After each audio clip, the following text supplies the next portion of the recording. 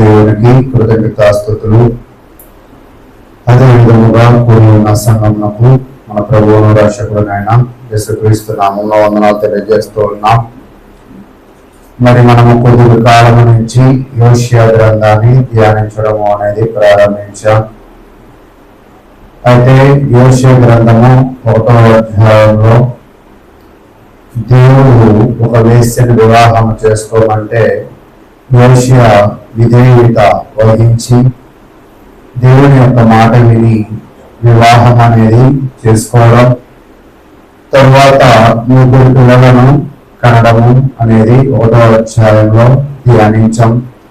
2వ అధ్యాయానికి వచ్చేపాటికి దేవుడు మరి వాళ్ళను మరలా మీరు నా మాట వినినట్లయితే నేను మరలా మిమ్మలను దరి చేర్చుకుంటాను, మరలా మీకు కావాల్సిన సమస్తమును నేనే ఇస్తాను అని తెలియజేశాడు. మీరు మాట వినకపోవడం వల్ల వీటన్నిటినీ నేను, అంటే మీరు వేసుకునే వస్త్రాలు, మీరు తినే ఆహారము, మీరు అనుభవించే భోగాలన్నిటినీ నేనేం చేశానంటే తీసేసుకున్నా కదా. మీరు నా మాట వినినట్లయితే నేను మరలా వాటిని మీకు ఇస్తాను అనేది మనము నేర్చుకున్నాం. అయితే చూడండి 19వ వచనము. ఉదయకాలంలో మనము 19, 20 ఈ 2 వచనాల యొక్క వివరణ అనేది మనము నేర్చుకున్నాం. నీవు నీ నిత్యము నాకున్నట్లు నేను నీతిని బట్టి తీర్పు తీర్చుట వలన దయాదాక్షిణ్యములు చూపుట వలనను నిన్ను ప్రదానము చేసుకుందును. నీవు యెహోవాను ఎరుగనట్లు నేను నమ్మకమును బట్టి నిన్ను ప్రదానము చేసుకుందును. దేవుడైతే నీతి, న్యాయము, దయా దాక్షిణ్యాన్ని కలిగి ఉన్నాడని ఆయన అయితే తెలియజేస్తూ ఉన్నాడు. ఆయన నీతి, న్యాయము, దయా దాక్షిణ్యాన్ని బట్టి మనల్ని అయితే వివాహము అంటే ప్రదానము చేసుకున్నాడు. మీకు ఉదయకాలము కూడా వివరించాను. దేవుడు మనలను వివాహము చేసుకోవడము అంటే అర్థం ఏమిటి అంటే మనకు కావాల్సిన సమస్తమును ఆయన ఇవ్వడానికి సిద్ధముగా ఉన్నాడు. మనలను సంరక్షించడానికి ఆయన సిద్ధంగా ఉన్నాడని అయితే నేర్చుకున్నాం. తర్వాత 21వ వచనం. ఆ దినమున నేను మనవి ఆలకింతును, ఆకాశము మనవి నేను ఆలకింపగా అది భూమి యొక్క మనవి ఆలకించును. భూమి ధాన్య ద్రాక్షారస తైలముల మనవి ఆలకింపగా అవి ఇజ్రాయేలు దేవుడు విత్తిన వాడు చే మనవి ఆలకించును. ఇక్కడ చూడండి, మీరు గమనించినప్పుడు దేవుని మాట ప్రజలు ఎప్పుడైతే వింటారో దేవుడు ఈ సృష్టితో మాట్లాడి ఈ సృష్టిని ప్రజలకు అనుకూలంగా ఏం చేస్తాడంట, సిద్ధపరుస్తాడు. ఈ సృష్టిలో ప్రజలను అప్పుడు ఏమవ్వమంటాడంటే అభివృద్ధి పరమని తెలియజేస్తూ ఉన్నాడు. మీకు ఈ విషయాన్ని వింటూ ఉంటే ఆదికాండం 1వ అధ్యాయం గుర్తొస్తుందా? ఈ సృష్టిని ఏమంటాడు, మీరు ఫలించి అభివృద్ధి పొందండి. ఎక్కడ? భూమి మీద. అంటే భూమి మీద ఒక వ్యక్తి ఫలించి అభివృద్ధి పొందాలి అంటే ఎలా పడితే అలా నడిస్తే ఆ వ్యక్తి ఏమవలేదంట, అభివృద్ధి పొందలేడు.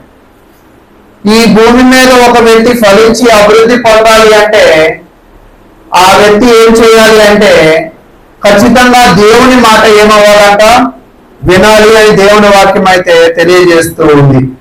కాబట్టి దేవుని ప్రియులారా, ఇక్కడ మీకు ఒక ప్రశ్న వేసి ముందుకు వెళ్తాను. మీరు ఈ భూమి మీద ఫలించి అభివృద్ధి పొందాలి అనే ఆలోచన మీకు ఉందా? దేవుడు మిమ్మల్ని ఆశీర్వదించాలి అన్న ఆలోచన మీకు ఉందా? ఒకవేళ దేవుడు మిమ్మల్ని ఆశీర్వదించాలి అనే ఆశ మీరు కలిగి ఉంటే ఖచ్చితంగా మీరేం చేయాలి? ఆయన మాట విని ఆయనకు విధేయుడిగా జీవించడము అనేది మీరు నేర్చుకోవాలి.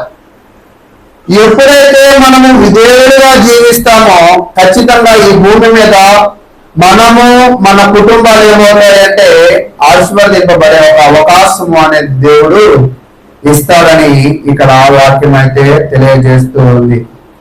అయితే చూడండి, దేవుడు వాక్యాన్ని తెలియజేస్తూ ఉన్నప్పుడు కొంతమంది ఏమో సంతోషముగా వినేవాళ్ళు ఉంటారు, కొంతమంది ఏమో వచ్చాము కదా వినాలి కదా వినేవాళ్ళుగా ఉంటారు, కొంతమంది బాధగా వినేవాళ్ళు ఉంటారు, కొంతమంది నిరాశతో వినేవాళ్ళు ఉంటారు. అంటే ఈ యొక్క విషయమే కాదు, మీరు ఒక సినిమా కానీ లేదా ఒక సీరియల్ కానీ చూడండి, కొన్ని సంఘటనలు మిమ్మల్ని ఏం చేస్తాయి? సంతోషపెడతాయి. కొన్ని సంఘటనలు మిమ్మల్ని ఏం చేస్తాయి? బాధపెడతాయి. కొన్ని సంఘటనలు మీకు ఏం చేస్తాయి? కోపాన్ని తెప్పిస్తాయి. అయితే ఈరోజు నేను ఏం తెలియజేస్తున్నాను అంటే, దేవుడు తన ప్రవక్తలతో లేదా తన దాసులతో మీతో మాట్లాడుతున్నాడు కదా. దేవుడు తన దాసులతో తన ప్రవక్తలతో మీతో మాట్లాడుతున్నప్పుడు మనం ఉదయం చూసాం, హెబ్రీ పత్రిక 1వ వచనం, పూర్వకాలమందు నానా సమయములలో నానా విధములుగా పితరులతో మాట్లాడిన దేవుడు ఈ జనములంతమందు తన ప్రియ కుమారుని ద్వారా మనతో ఏమవుతున్నాడంట? మాట్లాడుతూ.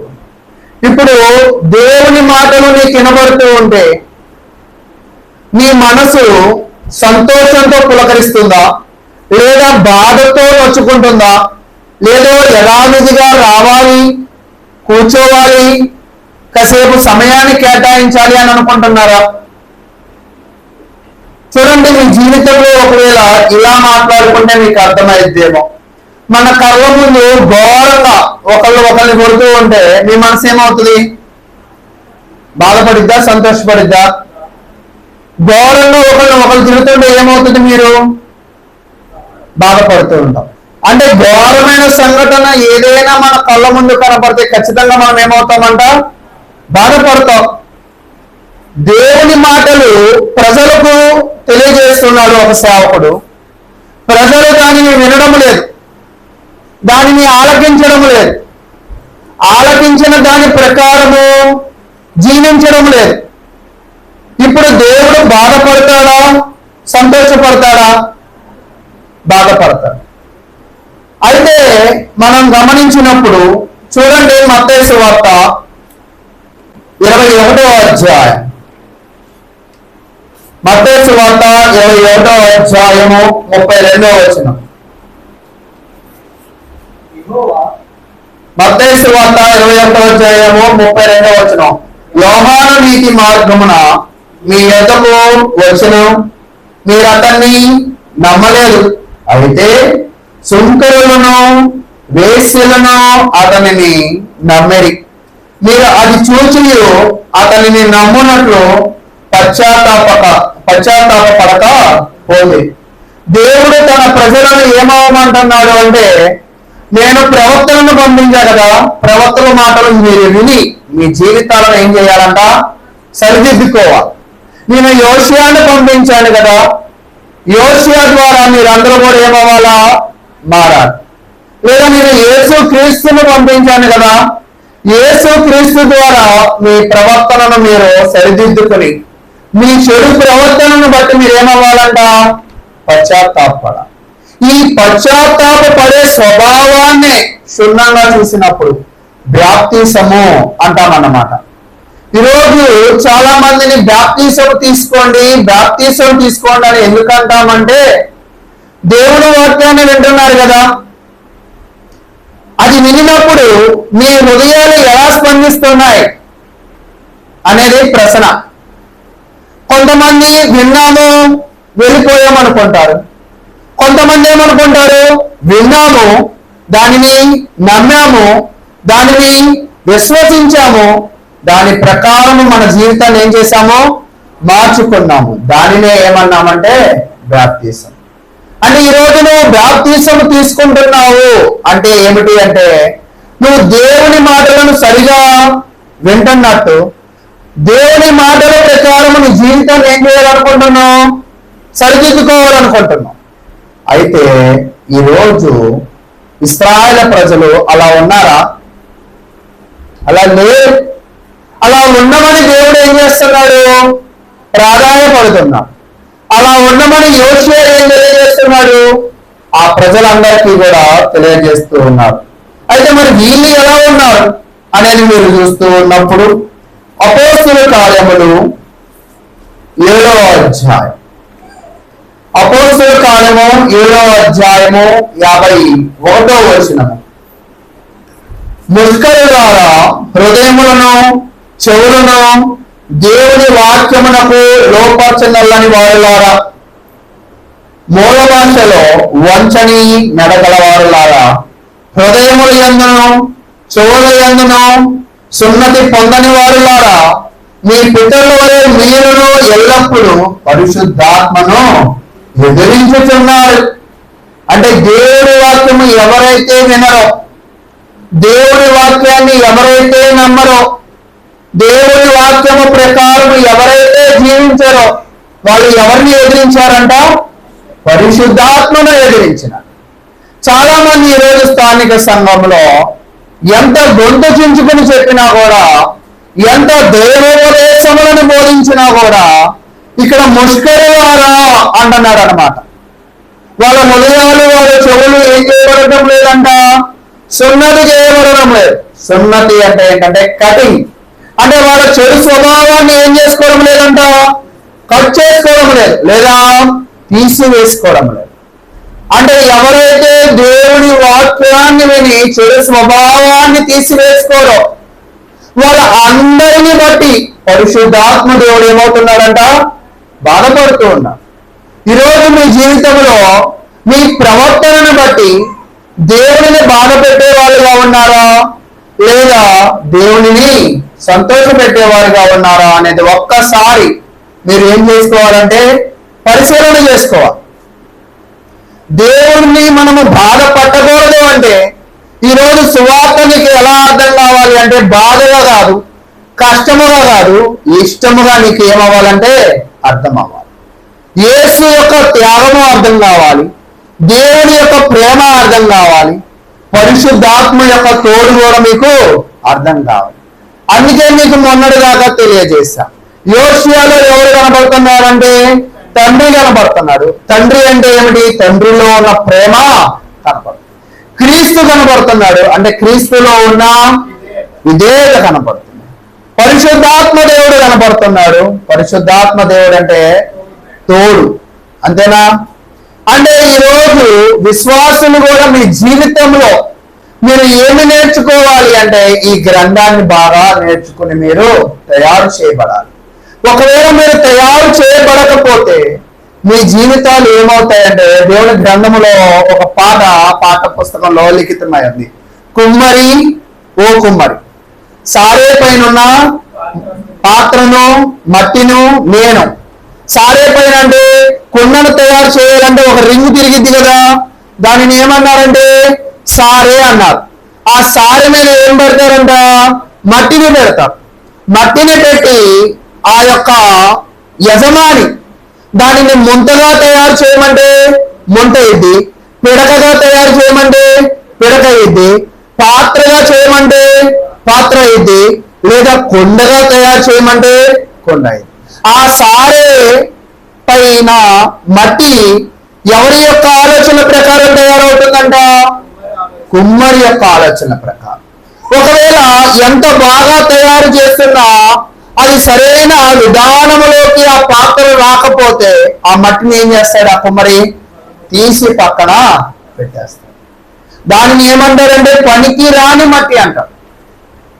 ఈరోజు దేవుని మాటలు ఎప్పుడైతే వింటాం, దేవుని వాక్యానుసారముగా ఎప్పుడైతే మనము జీవించడానికి ప్రయత్నం చేస్తామో అప్పుడు మనం ఏమవుతామంటే పనికొచ్చే వాళ్ళం అవుతాం.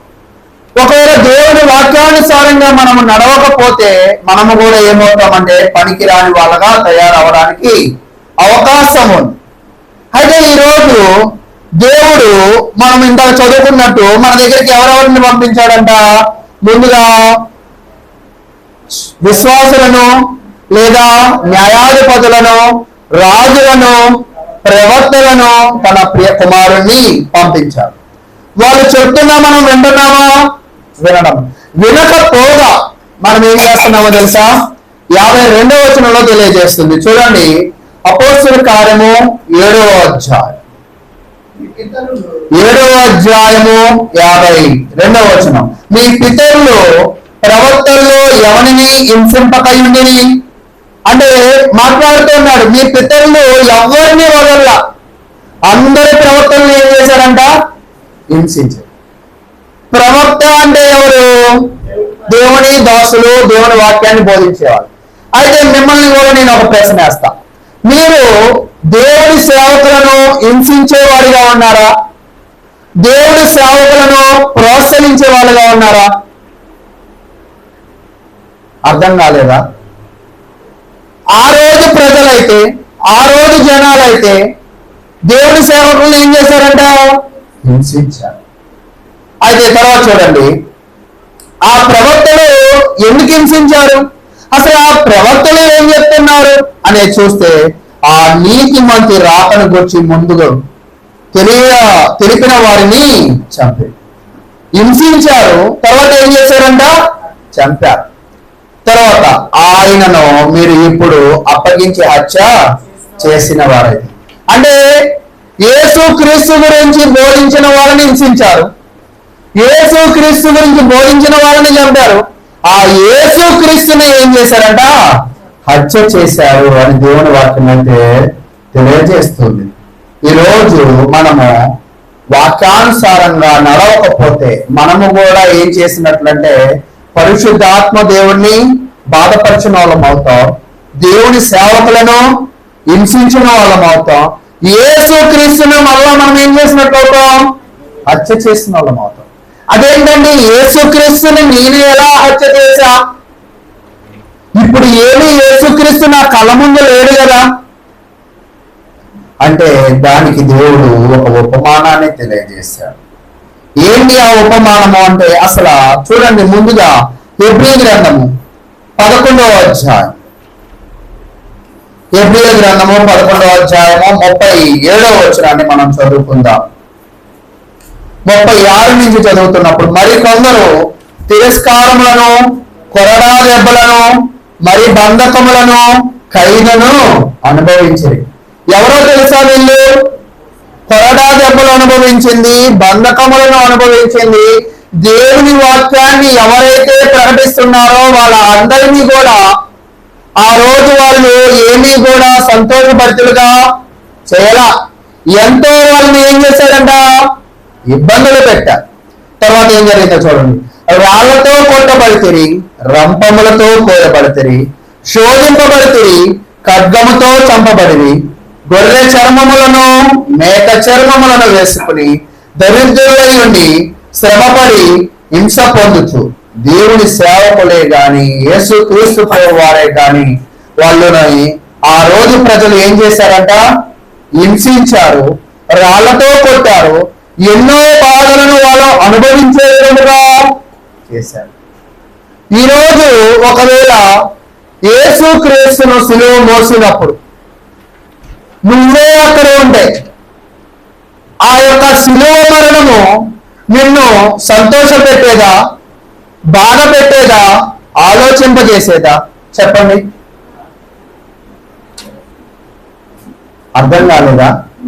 ఏం చేసేది? మిమ్మల్ని బాధ పెట్టేదా? దేవుడు అందుకే ఏం చెప్తున్నాడంటే, మీరు అందరూ బాధపడుతున్నారు కానీ అందుకే ఆయన చక్కగా క్షుణ్ణంగా చెప్పారు. ఏమని? నా కొరకు ఏడవద్దు. ఎవరి కోసం ఏడవమన్నాడు? మీకోసం, మీ పిల్లల కోసం ఏడవండి. అదేంటి? ఎందుకు ఏడవమంటున్నాడు అంటే, మీరు అందరూ నన్ను తెలుసుకోండి, నన్ను తెలుసుకోండి, మీరు చేస్తున్న తప్పులను తెలుసుకుని పశ్చాత్తాపము పొందండి. మీరు నా కోసము ఏడవడము నాకు ముఖ్యమైనది కాదు. మీరు వాక్యాన్ని తెలుసుకుని ఏం పొందాలంట? పశ్చాత్తాపం పొందాలి. ఈరోజు దేవుని బిడ్డలైన మీ అందరూ కూడా దేవుని సంఘానికి వచ్చామంటే వచ్చామని కాదు, కూర్చున్నామంటే కూర్చున్నామని కాదు, పాటలు పాడామంటే పాడామని కాదు. దేవుని సంఘములో మీ తప్పులను మీరు తెలుసుకుని ఏం చేయాలంట? పశ్చాత్తాపం పొందాలి.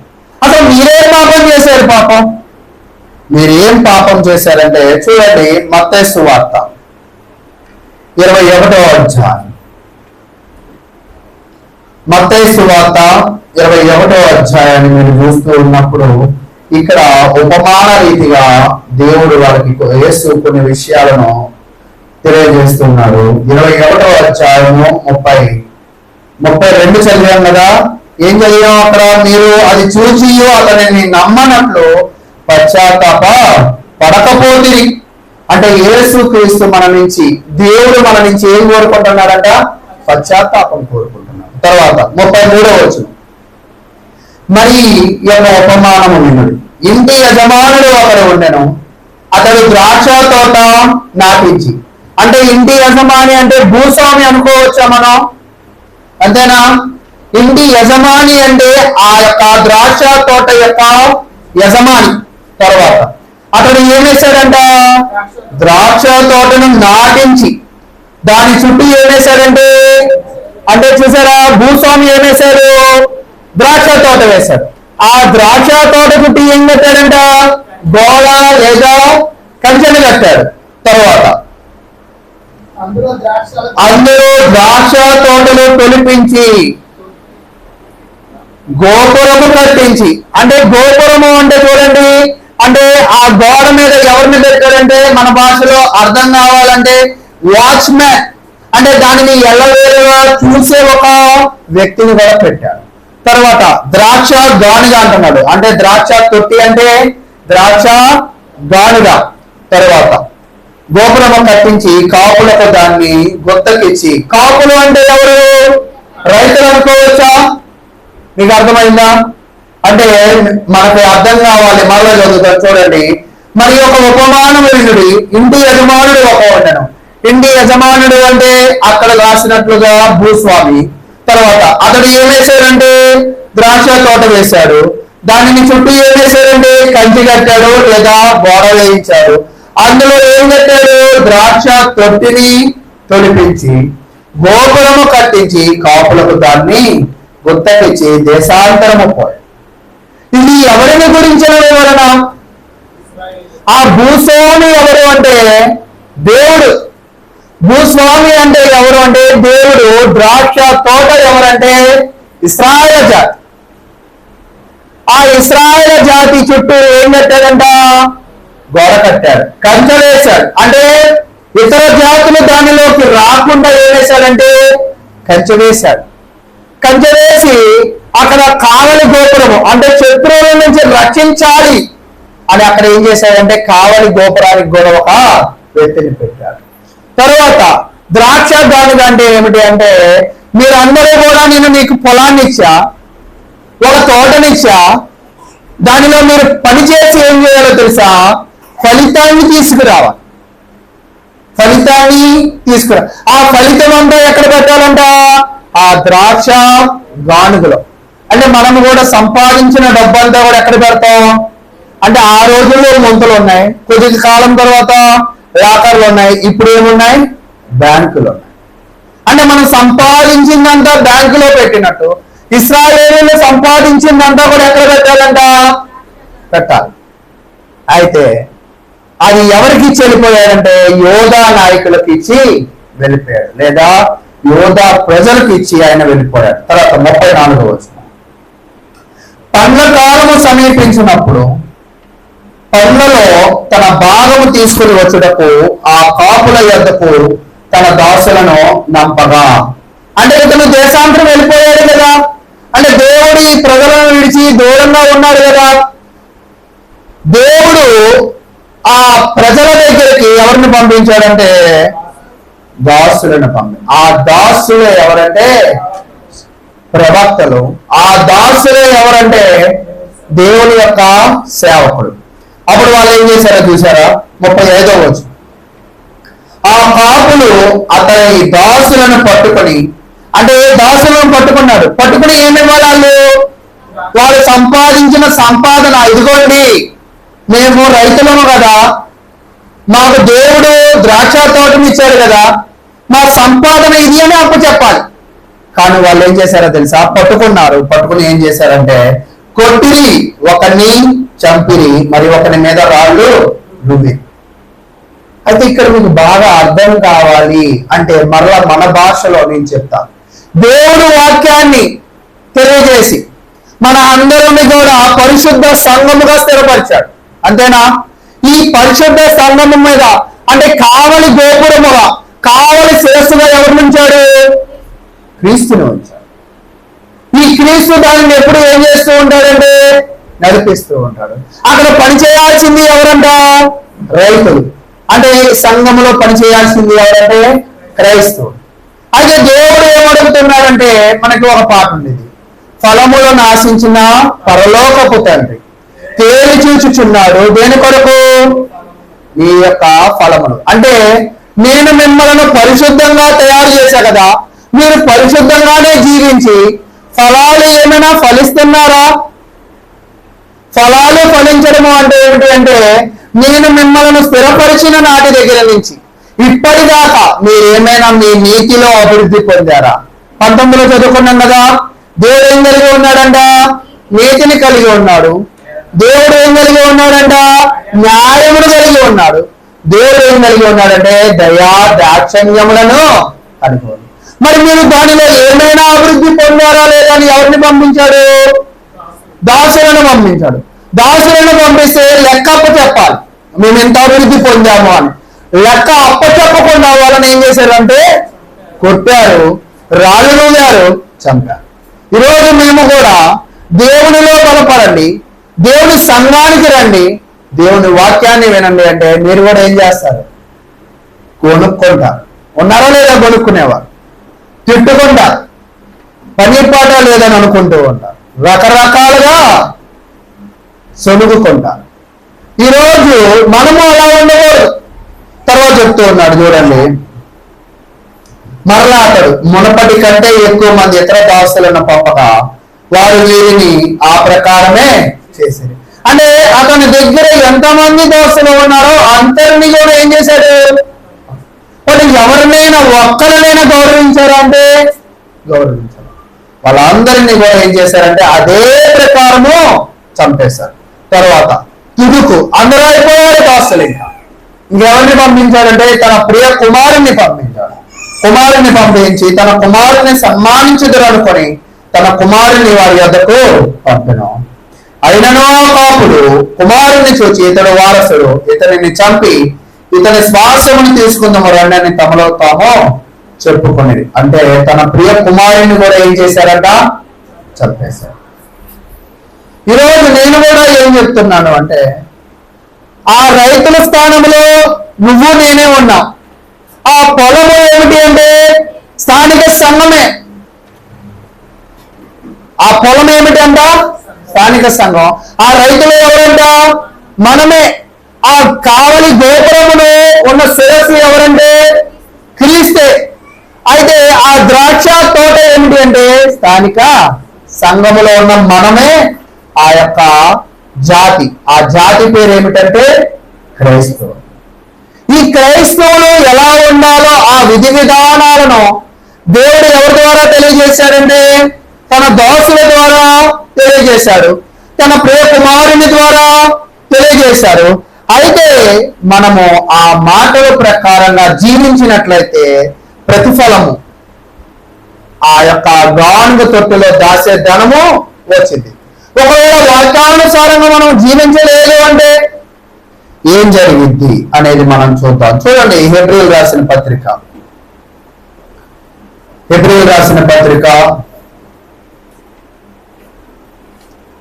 6వ అధ్యాయం 4వ వచనం నుంచి ఒక్కసారి వెలిగింపబడి, హెబ్రీయులు రాసిన పత్రిక 6వ అధ్యాయము 4వ, ఒక్కసారి వెలిగింపబడి పరలోక సంబంధమైన వరమును రుచి చూచి పరిశుద్ధాత్మలో పాలువారై దేవుని దివ్య వాక్యమును రాబో యుగ సంబంధమైన శక్తుల ప్రభావమును అనుభవించిన తరువాత తప్పిపోయిన వారు.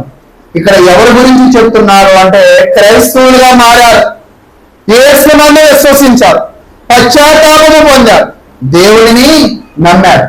మీరు నమ్మిన తర్వాత మరలా మీరు తప్పిపోతే అంటే మరలా మీరు వాక్యానికి విరుద్ధంగా నడుచుకున్నట్లయితే దేవుడు ఈ లోకంలో మనకి ఒక అవకాశం ఉంది. ఏంటో తెలుసా అవకాశం? ఆ రోజు రోమా ప్రభుత్వము యూదులు ఎవరిని చంపారంట? యేసుక్రీస్తుని చంపారు. ఆ రోజు యేసుక్రీస్తుని చంపడం మీలో ఎవరైనా చూసారా? మీలో ఎవరు చూడాల?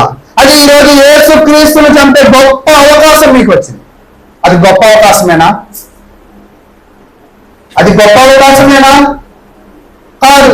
కానీ ఆ అవకాశం మీ ముందు ఉంది. అది గొప్ప అవకాశం అని మీ అందరూ కూడా ఏం చేశారంటే దానిని అంగీకరించారు. గొప్ప అవకాశం అంటే ఏమిటి అంటే దేవుని నమ్మి వెనకకి తిరగడము ఎవరిని చంపినట్లు తెలుసా? యేసుక్రీస్తును చంపినాడు. చూడండి, అదే చెప్తూ ఉన్నాడు 6వ అధ్యాయం 6వ వచనం. నాతో పాటు మీరు చదువు. తమ విషయంలో దేవుని కుమారుణ్ణి మరలా శిలువ వేయచ్చు బాహాటముగా ఆయనను అవమానపరుచుచున్నారు గనుక మారు మనసిపోతున్నట్లు అట్టి వారిని మరలా నూతన పరచుట అసాధ్యం. అంటే దేవుడి వాక్యం ఏం చెప్తుందో తెలుసా? మీరు వాక్యాన్ని విన్నారు, విశ్వసించారు, మారారు. మారిన తర్వాత మరలా వెనుకకు తిరిగారంటే దేవుడి వాక్యం ఒకటి చెప్పిద్దాను. నాగట మీద చేయవేసి వెనుకకు తిరిగిన వాడు దేవుని రాజ్యంలో పాత్రుడు కాదు. ఈరోజు చాలా మంది క్రీస్తును నమ్మారు బాగానే, కానీ ఈ లోకాన్ని కూడా అంతే బాగా నమ్మారు. క్రీస్తులో సంఘంలో జీవించమంటే సంఘానికి దూరంగా అలాంటి వాళ్ళు ఏమైనట్లంటే తప్పిపోయినట్టు. ఈరోజు చాలా మంది అనుకుంటాం టేక్ ఇట్ ఈజీగా తీసుకుంటాం, ప్రార్థనకి రాకపోవడం. అందుకే ఎవరి పత్రిక 10వ 20వ రోజున కూడా చెప్తూ ఉంటాడు, మీరు ఎప్పుడైనా మరి ఆరాధన దేవుడి కార్యక్రమంలో క్రీస్తును మరి ఆ రొట్టెను ద్రాక్షారసమును మీరు తీసుకోకపోతే మీరు యేసును మీ పాదములతో ఏం చేసినట్లంట? నిజముగా యేసును చంపే అవకాశము మీకు దేవుడే ఇచ్చారు. దాన్ని మీరు కూడా చక్కగా తీసుకుంటున్నారు. మీరు ఆరాధన మానేసినట్లయితే మీరు కూడా ఎవరిని చంపినట్లు? యేసును సిలువ వేసినట్లు, యేసును మీ పాదాలతో ఏం చేసినట్లంట? ఇది ఎవరికి అర్థం కాదు, ఇది చెప్తే బుర్రకి ఎక్కదు, కానీ అది ఎంత పాపమో పెద్ద పాపం. కారణాలు చెప్పారు. కళ్ళు కనపడదు, నడుము నొప్పి, కాళ్ళ నొప్పి, జ్వరము, దగ్గు, పెళ్లి, విశేషము, కార్యము అని చెప్తారు. యేసును చంపడము ఎంత పెద్ద పాపం చెప్పండి. అది ముఖ్యమా? యేసును చంపడము కంటే అది మనకి ప్రాధాన్యమైనవా? యేసును రక్షించే బాధ్యత లేదా? ఇందాక అన్నావు కదా, యేసును ఒకవేళ నా ముందు సిలువ వేస్తే నేను వేయించేవాడినేమో కాదు అని అనుకున్నాం కదా, బాధపడేవాళ్ళం అని అనుకున్నాం కదా. ఈరోజు నిజముగా నీ ప్రవర్తనను బట్టి నువ్వు ఎప్పుడైనా బాధపడ్డావా? ఎందుకు నేను ఇలా ఉన్నాను, దేవుడికి ఏమి ఇవ్వలేకపోతున్నా, దేవుడి కోసం జీవించలేకపోతున్నా, వాక్యానుసారంగా నేను మారలేకపోతున్నా, దేవుడు నాకు ఇచ్చిన ఈ క్రైస్తవ జీవితాన్ని నేను ఏం చేయలేకపోతున్నా, ముందుకు తీసుకువెళ్ళలేకపోతున్నా అని దేవుడి వాక్యంలో అన్నారు. ఎప్పుడైనా నువ్వు పరిశీలన చేసుకున్నావా? చాలా మంది ఏంటో గొప్ప ఇదిలాగా ప్రార్థన జరుగుతున్నా కూడా ఆరాధనలో హాజరు కానీ ముఖ్యమైన పని ఏమిటి? ఆ ముఖ్యమైన పని ఏమిటో తెలుసా? యేసును చంపే పని. ఆ పని మంచిగా చెడదా? అది చెడది అన్నప్పుడు దేవుడు ఖచ్చితంగా నేను ఏం చేస్తాడంటే శిక్షించేవాడిగా ఉంటాడు. నువ్వు ఈరోజు యేసును చంపకూడదు అంటే, నువ్వు యేసుతో మరి రక్షించాలి అని అనుకుంటే నువ్వేం చేయాలంటే స్థానిక సంఘాల్లో నువ్వు నీ క్రియలను ఫలింపజేయాలి. ఎప్పుడు ఉన్న విధంగా స్థానిక సంఘములో నీ క్రియలు ఏమవ్వాలంట? అభివృద్ధి పొందాలి. స్థానిక సంఘంలోనే కాదు, నీ వ్యక్తిగతమైన జీవితంలో కూడా నీతి క్రియలు ఏం చేయాలి? అభివృద్ధి పొందాలి. ఒకవేళ నువ్వు నీతిలో, న్యాయములో, దయాదాక్షిణ్యంలో అభివృద్ధి పొందలేదు అంటే అప్పుడు ఎవరిని పొందినట్టే? యేసుక్రీస్తు. చాలా మంది ఏమనుకుంటారంటే నేను రెగ్యులర్గా వెళ్తున్నాను కదా, నేను యేసును చంపలేదు అని అనుకుంటాం. రెగ్యులర్గా వెళ్ళడంతో పాటు నువ్వు దేనిలో అభివృద్ధి పొందాలంట? అప్పుడు అడుగుతాడు ఆయన, నీ క్రియలు ఎక్కడ? ఓ విశ్వాసి నీ క్రియలు ఎక్కడ? ఓ విశ్వాసి నీ యొక్క స్వభావం ఎక్కడ అనేది నిన్ను అడుగుతాడు. అడిగినప్పుడు నువ్వేం చెప్తావు? నీ లెక్క అడిగితే నువ్వు ఏం చెప్తావు? ఈరోజు చాలా మంది ఒకవేళ మీ సేవకులు మిమ్మల్ని అడిగితే మీరు నొచ్చుకుంటారేమో, ఒకవేళ దేవుడు మిమ్మల్ని లెక్క అడిగితే మీరు ఏం లెక్క చెప్తారు? అప్పుడు చెప్తారా నాకు ఈ ఇబ్బంది వల్ల నేను చేయలేదని? అవన్నీ కూడా ఆయన ఏం చేసుకోడంటే పరిగణలోకి తీసుకోడు. అయితే నీ లెక్కలు బాగుండాలంటే, యేసుక్రీస్తుతో నీ రిలేషన్ బాగుండాలంటే, స్థానిక సంఘంలో నీ క్రియలు అభివృద్ధి పొందాలి అంటే, యేసును నువ్వు చంపకూడదు అంటే నువ్వేం చేయాలో తెలుసా? అదే చెప్తున్నాడు చూడండి. హెబ్రీయులకు రాసిన పత్రిక 2వ అధ్యాయం 1వ వచనం. హెబ్రీయులకు రాసిన పత్రిక 2వ అధ్యాయం. కావున మనము వినిన సంగతులను విడిచిపెట్టి కొట్టుకొని పోకుండానట్లు వాటి అందు మరి విశేష జాగ్రత్త కలిగి ఉండవాలని. అంటే ఇక్కడ దేవుడి వాక్యం ఏం చెప్తుంది అంటే, ప్రతి విశ్వాసి వాక్యాన్ని ఎలా వినాలంట? జాగ్రత్తగా వినాలి. ఈరోజు నిజంగా జాగ్రత్తగా వినే క్రైస్తవులు ఎంతమంది ఉన్నారు? ఈరోజు చదువు వచ్చి బైబిల్ తాలేని వాళ్ళు ఎంతమంది ఉన్నారు? చదువు వచ్చి బైబిల్ తీయలేని ఎంతమంది ఉన్నారు? ఏంటి అంటే చెప్తున్నారు కదా వింటున్నాం అనుకుంటారు. కాదు, చదువు వచ్చిన తర్వాత, బైబిల్ ఉన్న తర్వాత మనం ఈ గ్రంథాన్ని ఏం చేయాలంటే తెరవాలి. దీనిలో ఉన్న విషయాలను మనం ఏం చేయాలంటే పరిశీలన చేయాలి. ఈరోజు ఒకవేళ ఆ పరిశీలనలో వెనకబడినా కూడా నువ్వు ఎవరిని సిలువేసినట్టే తెలుసా? అంటే వాక్యమును వెనకపోయినా కూడా నువ్వు దేవునిని సిలువ వేసినట్టు. కాబట్టి దేవుని ప్రియులారా, మీరు అందరూ కూడా ఆరాధనకు వస్తూ ఉన్నారు. ఆరాధనకు వచ్చినప్పుడు మీరు ఎలా సిద్ధపడాలి అంటే బైబిల్ సిద్ధపడాలి, పాటల పుస్తకం సిద్ధపడాలి, కావలసిన కానుకలను సిద్ధపడాలి, ఏదో జరిగిన ఒకటిని జవాబంగా సిద్ధపడాలి. నీ మనసును కూడా నువ్వేం చేయాలంటే సిద్ధం చేసుకోవాలి, వినాలి, వాక్యమును జాగ్రత్తగా విని విశ్వసించి నమ్మాలి. అయితే తర్వాత 2వ వచనం. ఎందుకనగా దేవదూతల ద్వారా పలకబడిన వాక్యం స్థిరపరచబడినందున ప్రతి అక్రమమును అవిధేయతయు న్యాయమైన ప్రతిఫలము పొంది ఉండకుండా నువ్వు ఎప్పుడైతే వాక్యము వింటావు, ఆ వాక్యం ఏం చేస్తాడంటే దేవుడు స్థిరపరిచాడు. ఆ వాక్యము స్థిరపరిచిన వాక్యము నువ్వు జాగ్రత్తగా వింటే నువ్వు అతిక్రమమునకు దూరంగా ఉంటావు, అవిధేయతకు దూరంగా ఉంటావు, దేవుడు ఇచ్చే న్యాయమైన శిక్షకు కూడా ఏమవుతావంట? దూరంగా ఉంటావు. అంటే అక్కడ చెప్తున్న వాక్యాన్ని నేను వివరిస్తున్నా, అక్కడ ఉన్న అర్థం వేరే, మరి మీరు చెప్తున్న అర్థం వేరే అని కాదు, కానీ అక్కడ ఉన్న అర్థములో మరొక కోణాన్ని నేను చూపిస్తూ ఉన్నా. అర్థమైందా? దేవుని ప్రియులారా, మీరు యేసును సిలువ వేయకూడదు అంటే, యేసుతో మీరు సహవాసం బాగుండాలంటే ఆరాధనకి రావాలి, కార్యక్రమాల్లో పాలు పంచుకోవాలి, వాక్యాన్ని ఎలా వినాలంట? జాగ్రత్తగా వినాలి. ఆ వినిన దానిని విడిచిపెట్టి కొట్టుకొని పోకూడదు. ఈరోజు విన్నాం, ఆ వినిన దానిని మనం ఏం చేయాలంటే అవలంబించాలి. వినడం మాత్రమే కాదు. ఈరోజు నేను ప్రతి కుటుంబానికి వెళ్ళి మీరు ఈ పుస్తకాన్ని చదవండి అంట, మరలా తర్వాత నెల వెళ్ళి అడుగుతా మీరు చదివారా అంట. చాలా మంది చదవలేదు అంట. అంటే మీరు ఎవరిని సిలువ వేసినట్టు? అంటే వాక్యానికి ఎప్పుడైతే నువ్వు దూరం అయిపోతావో అప్పుడు ఖచ్చితంగా నీ స్వభావంతో, నీ ప్రవర్తనతో, నీ నడవడికతో ఎవరిని సిలువ వేసినట్లంటే సేవకుని సిలువ వేసి. కాబట్టి నీ విశ్వాస జీవితము సేవకుని గౌరవించేదిగా ఉందా, లేదా సేవకుని దుఃఖపెట్టేదిగా ఉందా? కొంతమంది సేవకులను దుఃఖపెట్టే పనులు చేస్తూ ఉంటారు, సేవకుని ఇబ్బంది పెట్టే పనులు చేస్తూ ఉంటారు. నువ్వు సేవకుని ఇబ్బంది పెడుతున్నావు అంటే దేవుని ఇబ్బంది పెట్టినట్టు. అదే చెప్పాడు కదా, నా దాసులను, నా ప్రియ కుమారుని మీరు ఏం చేశారంట? చంపేశారు. మీరు ఆ స్వభావం చేయడం వల్ల, నా వాక్యము వినకపోవడం వల్ల, నా వాక్యము విని పశ్చాత్తాపము పడకపోవడం వల్ల పరిశుద్ధాత్మ దేవుడు ఏమయ్యాడంటే దుఃఖపడ్డాడు. కాబట్టి మీ స్వభావాలతో మీరు దేవుని దుఃఖపరిచేవారిగా ఉంటారా, లేదా మీ నీతిలోను, మీ న్యాయములోను, మీ దయా దాక్షిణ్యములోను మీరు అభివృద్ధి పొంది దేవునిని సంతోష పెట్టేవారిగా ఉంటారా? ఒక్కసారి మీ జీవితాలను పరిశీలన చేసుకోండి. ఇప్పుడు యోషియా కాలంలో ప్రజలు దేవునిని బాధ పెట్టేవారిగా ఉన్నారా, సంతోష పెట్టేవారిగా ఉన్నారా? బాధ పెట్టేవారు.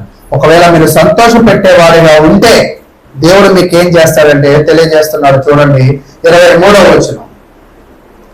నేను దానిని భూమి యందు నా కొరకు విత్తుదును, జాలి నొందని దాని యందు నేను జాలి చేసుకున్నాను. మీరు మొన్నటిదాకా నన్ను నమ్మలేదు కదా, ఇప్పుడు నమ్మారు కాబట్టి మీ ఎదలని నేను చూపిస్తా, జాలి చూపిస్తా. జాలి అంటే మీకు అర్థమైందా? లో రుహామా అంటే జాలి నొందని, రుహామా అంటే జాలి అని. తర్వాత నా జనము కాని వారితో మీరే నా జనమని నేనే చెప్పగా, నా జనము కాదు అంటే నోమి, నా జనము అంటే అమ్మి. అసలు ఈయన ఎవరు అసలు అంటే యోషువ తెలియదు. అంటే ఆ పిల్లల ద్వారా తన జనాలను ఏం చేయాలనుకున్నాడు దేవుడు? మార్చాలని. అంటే ఇప్పుడు ఆ పిల్లలే గాని యోషియా కుటుంబమే గాని ఎవరి కింద దాసులుగా ఉన్నారు? దేవుని కింద దాసులుగా పనిచేస్తారు. అంటే దేవుని యొక్క దాసుడి యొక్క కుటుంబము తన యొక్క ప్రజలను మార్చే విధమైన ప్రవర్తనను ఏం చేయాలంటే కలిగి ఉన్నారు. ఈరోజు మీరు దేవుని దాసులుగా ఉన్నారా? దేవుని దాసులు అంటే కేవలం మైక్ ముందు వాక్యం చెప్పేవాళ్ళే దేవుని దాసులు. క్రైస్తవులు అయ్యారంటే మీరు ఎవరికి దాసులు? దేవునికి దాసులే. పాత నిబంధనలో ఉంటుందన్నమాట. ఇశ్రాయేలు ప్రజలే కానీ ఆ రోజు ప్రజల్లో దాసులైతే తల మీద రాస్తారు. తెలుసా మీకు అది? నిర్గమాకాండము 20-22 అధ్యాయాల్లో ఉంటుంది. అయితే ఇక్కడ రాస్తారనమాట. ఇక్కడ ఎవరికైతే రాసి ఉంటుందో వాళ్ళు ఏమైనట్టు తెలుసా? దాసులైనట్టు. ఈరోజు నీకు నాకు కూడా క్రైస్తవుడు అనే ఒక పదము, క్రైస్తవము అనేది ఒకటి మనము కలిగి ఉన్నాం కదా. నువ్వు ఎప్పుడైతే క్రైస్తవుడు అయ్యావు నువ్వు ఎవరికి దాసుడివి? దేవునికి దాసుడు. మరి దేవునికి దాసుడుగా నువ్వు జీవిస్తున్నావా? ఇప్పటిదాకా ఎవరి గురించి మాట్లాడుకున్నావు అంటే ఒక విశ్వాసిగా ఉన్నావా లేదా పరిశీలన చేసాం. ఇప్పుడు నేను మిమ్మల్ని అడుగుతుంది దేవునికి దాసుడుగా. విశ్వాసి అనే ఒక స్టేజ్ దాటిన తర్వాత ఏమొచ్చింది? దాసుడు. విశ్వాసిలో పాస్ అవ్వాలి, తర్వాత దాసుడికి ప్రమోట్ అవుతాం. ఈరోజు విశ్వాసలోనే నువ్వు ఫెయిల్ అయితే దాసుడు కాలేదు. కాబట్టి దేవుని ప్రియులారా, దేవునికి విశ్వాసులుగా దేవునికి దాసులుగా ఉండండి. అప్పుడు ఆయన ఏం చెప్తా అంటాడంటే, నా జనమని నేను చెప్పక మీరందరూ కూడా యేసు నా దేవుడు, దేవుడు నా దేవుడు, పరిశుద్ధాత్మ దేవుడు నా దేవుడు అని మీరు చచ్చిపోయినప్పుడు సమాధి కార్యక్రమాల ద్వారా, మీ పుట్టినరోజు కార్యక్రమాల ద్వారా, మీ పెళ్లి రోజు కార్యక్రమాల ద్వారా మీరేం చెప్తున్నారు తెలుసా? దేవుడు నా దేవుడు అని చెప్తున్నారు. కానీ మీరు నా ప్రజలని ఎవరు చెప్పాలి? దేవుడు చెప్పాలి. యేసుక్రీస్తు బాప్తిసం పొందినప్పుడు పరలోకమందు ఆకాశము చేర్చబడి పరలోకమందు ఒక స్వరము వినపడగా ఆ స్వరం ఏమంటుంది? నేను ఈయన యందు ఆనందించుతున్నాను, ఈయన నా ప్రియ కుమారుడు. అంటే దేవుడు తన కుమారుడు యందు ఏం చేయాలంట? ఆనందం. ఈరోజు దేవుడు నీ యందు ఆనందపడుతున్నాడా? నీ ప్రవర్తన యందు, నీ స్వభావం అందు, నీ పనుల యందు, నీ క్రియల యందు ఎప్పుడైతే ఆనందపడతాడో అప్పుడు ఆయన నిన్ను ఏమంటాడంటే నా కుమారుడిగా. చూడండి, ఫస్ట్ విశ్వాసి, తర్వాత దాసుడు, తర్వాత ఏమైపోయాడు? దేవుడి యొక్క సంకల్పము ఏమిటి అంటే తన యొక్క కుమారుడుకి అనేకమైన సహోదరులు జ్యేష్ఠుడవ. అర్థమైందా నేను చెప్పిన విషయం? అంటే దేవుడు తన కుమారులుగా చేసుకోవడానికి ఆయన సిద్ధంగా ఉన్నాడు. ఈ భూమి మీద నిన్నేమంటున్నాడు? సిద్ధపడమంటున్నాడు. ఆ ట్రైనింగ్ సెంటర్ ఏంటంటున్నాడు? స్థానిక సంఘం. ఆ ట్రైనింగ్ సెంటర్ లో ప్రీచర్ ఎవరో తెలుసా? యేసుక్రీస్తు లేదా దేవుని యొక్క సేవ. అంతేనా? శిరస్సే కదా సంఘానికి. శిరస్సు ఏం చేసింది? స్థానిక సంఘాన్ని పోషించి. శిరస్సు చూడండి, శిరస్సు ఆలోచనలు ఇవి ఫాలో అవుతాయి. శిరస్సులో ఉన్న నోరు తింటేనే ఇవన్నీ కూడా బలాన్ని పుంజుకుంటాయి. అంటే శిరస్సు ఎంత ప్రాధాన్యమైనది. ఈరోజు క్రీస్తు స్థానిక సంఘంలో క్రీస్తు శిరస్సు. కాబట్టి ఆ శిరస్సుకు తగ్గ అవయవాలుగా మీరు ఏం చేయాలంటే, అంటే శిరస్సు మాటలు మీరు ఏం చేయాలి? వినాలి. శిరస్సు యొక్క ఆదేశాలను మీరు ఏం చేయాలి? పాటించాలి. శిరస్సు యొక్క బలాన్ని కూడా మీరు ఏం చేయాలా? శిరస్సు బలము అంటే ఏమిటంటే క్రీస్తు మాటలే బలము. వాటన్నిటిని మీరు పొందుకోవాలని ఈ యొక్క